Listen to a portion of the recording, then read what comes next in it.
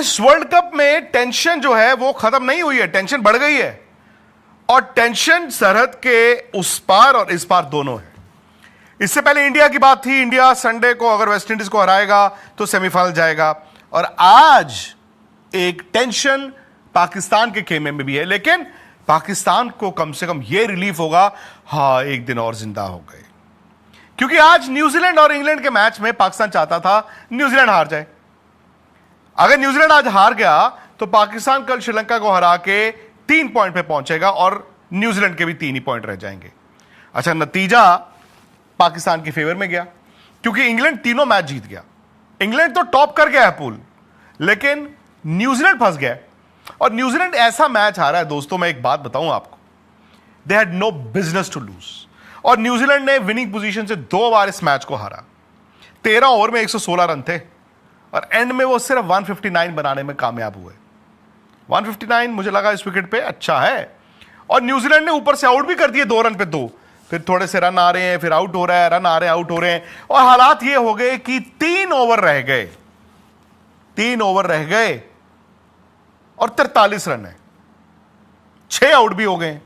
ये तो न्यूजीलैंड की जेब में था मैच। और मैं उसको सोशल मीडिया देख रहा था, पाकिस्तान से बहुत से लोग जो थे वो ऑब्वियसली अपनी टीम की तनकीद कर रहे थे, इनको वापस बुलाओ, जहाज में बुलाओ, किश्ती में बुलाओ, टेंपो में बुलाओ, ट्रैवलर में बुलाओ, क्योंकि 43 रन इन 3 ओवर्स यार कहां होंगे। पर वहां पर मिचेल सैंटनर ने एक बहुत बड़ा ब्लंडर किया।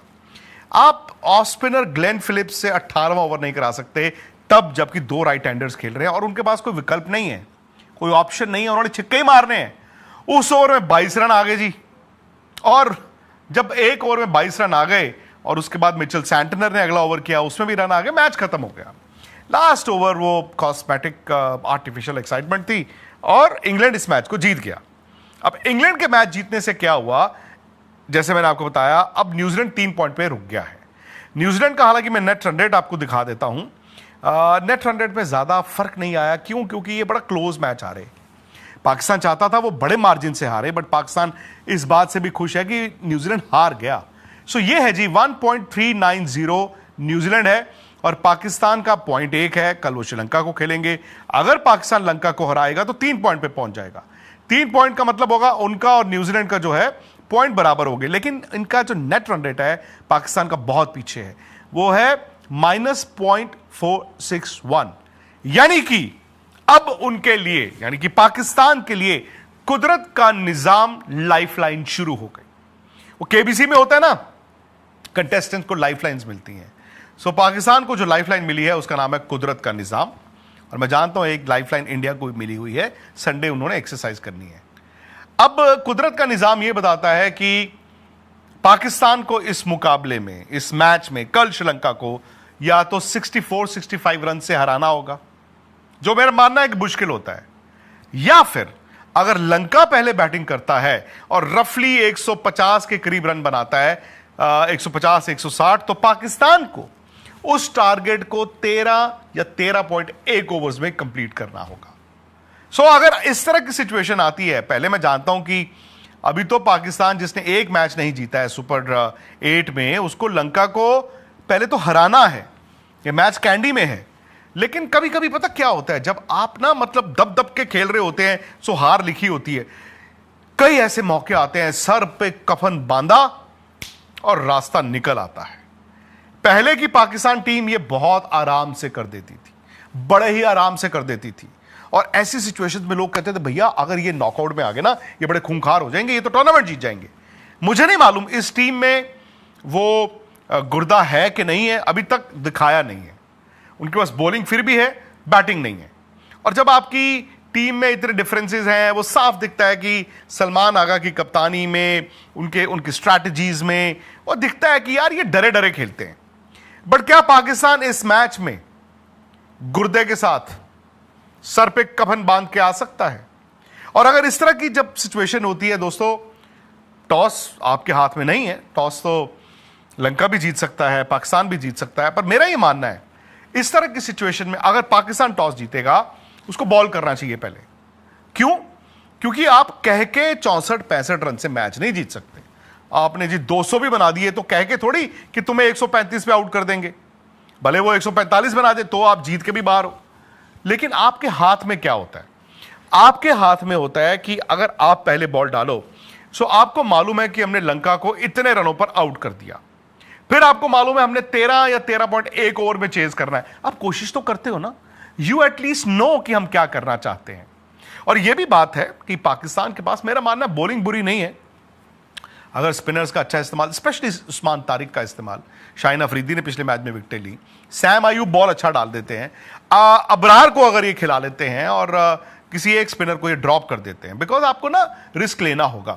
अबरार अगर विकेट टेकर है, आपको रिस्क लेना होगा। आपको नवाज के नीचे के रन्स नहीं चाहिए या किसी के मीडियम पेसर के नीचे से, आपको तो भाई अबरार चाहिए जो हुज अ विकेट टेकर उन कंडीशंस में। खैर, सो मेरा मानना है कि पाकिस्तान क्या करेगा, अगर वो टॉस जीतता है वो पहले बॉल डालेगा, उनकी कोशिश होगी, मतलब आई डोंट नो, लंका तो वैसे ही लंका लगी हुई है, 130 पे आउट कर दें जी, 140 पे कर दें जी, 150 पे कर दें।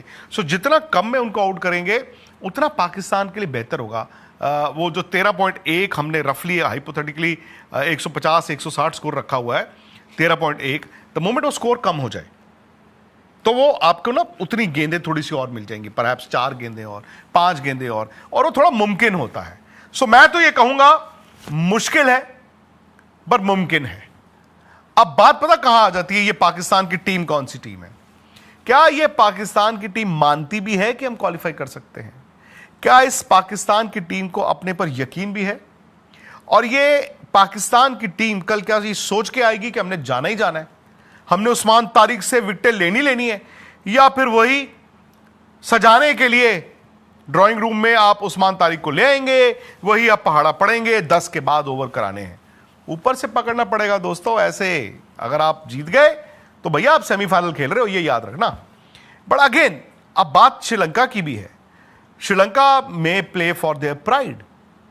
श्रीलंका भाई हफ्ता पहले तक, 10 दिन पहले तक क्या क्रिकेट खेल रही थी, पर अचानक से ना ढम करके गिर गई। अब विश्वास भी ऑब्वियसली नहीं है उस टीम में, बट मैं अगर अभी भी आमने सामने रखता हूं तो मेरा मानना है कि श्रीलंका स्लाइट फेवरेट्स हैं पाकिस्तान के खिलाफ, नॉर्मल, क्योंकि दोनों टीमें अच्छा क्रिकेट खेली नहीं है। बट लंका अगर निशंका ने रन बना दिए फॉर एग्जाम्पल, तो श्रीलंका ना फिर भी मैं मानता हूं कि हल्की सी एज है ओवर पाकिस्तान। बट पाकिस्तान के पास अब एक मकसद है, लंका के पास जो मकसद है वो थोड़ा नेगेटिव है, यानी कि अपनी इज्जत के लिए खेलना है। वो किसी चीज को देख के नहीं खेल रहे हैं कि यार हम जा सकते हैं आगे, वो पाकिस्तान देख रहे हैं। अब पाकिस्तान अगेन कौन सा पाकिस्तान है मुझे नहीं पता। आज से 4-5 साल पहले तक ये टीम जो थी इनकी बन रही थी, उसमें भी ना वो किलर इंस्टिंक्ट आ रही थी। आई डोंट नो आज इनके पास है कि नहीं है। अगर ये कल उतर